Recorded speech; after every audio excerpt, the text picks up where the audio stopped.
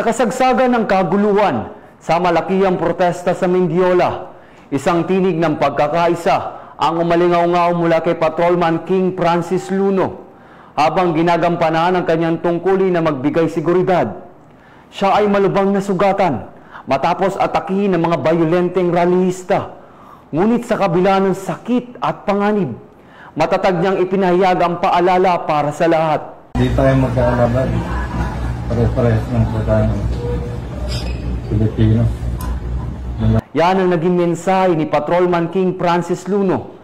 Isang mensaheng sumasalamin sa kanyang tapang, dedikasyon at pagnanais para sa kapayapaan. Isa si Patrolman King Francis Luno sa mga nakabarikadang pulis sa Mendiola para magbigay ng seguridad at masiguro ang kaligtasan ng bawat lalahok sa nasabing malaking pagtitipon. Sa kaliwat kanang kaguluhan, ang kanyang tinig ay nagbibigay ng pag-asa at paalala na higit sa lahat ng ating paniniwala, hinaing at nararamdaman, iisa ang ating lahi, ang pagiging Pilipino. Suportado naman ang buong hanay ng Philippine National Police sa pamumuno ni Acting Chief PNP Police Lieutenant General Jose Melencio Nartates Jr. ang kanyang pagpapagaling.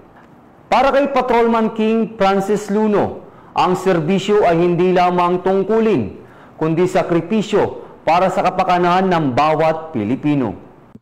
Yung isa pong tumulong sa akin na babae na realista na, "Sir, tumakbo ka na, parang awa mo na."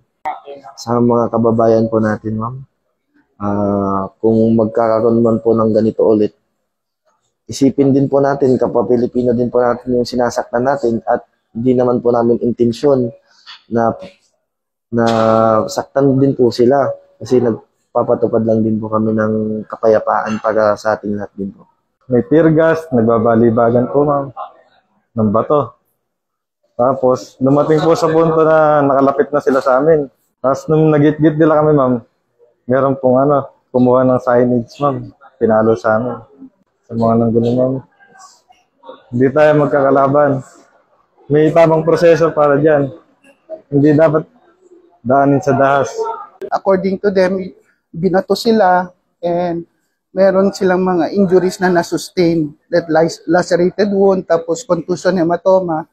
They are treated here in the PNP General Hospital for them to be able to mag-improve, makauwi ng maaga, at malakas sila pagbalik nila sa bahay nila. Ako po si Patrolman Edwin Baris, ang inyong tagapag-ugnay.